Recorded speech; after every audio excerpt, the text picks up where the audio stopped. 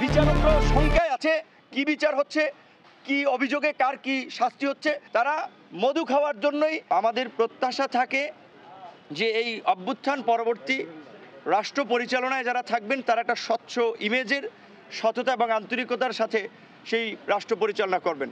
আন্তর্জাতিক অপরাধ ট্রাইব্যুনালের মতো একটি গুরুত্বপূর্ণ ট্রাইব্যুনালে যিনি চিফ প্রসিকিউটর হিসেবে নিয়োগ পেয়েছেন তিনি একজন বিতর্কিত ব্যক্তি। তার একটি বিতর্কিত রাজনৈতিক আদর্শ আছে, আমরা এটা সবাই জানি।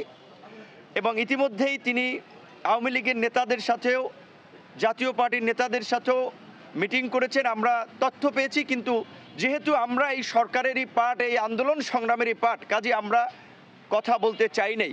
কিন্তু তার কর্মকাণ্ডে আমাদের কাছে দৃষ্টিগোচর হয়েছে এবং আপাত দৃষ্টিতে মনে হয়েছে যে তিনি তার ক্ষমতার অপব্যবহার করে, অপপ্রয়োগ করে তিনি টাকা পয়সা ধান্দাবাজিতে ব্যস্ত আছেন, যার ফলেই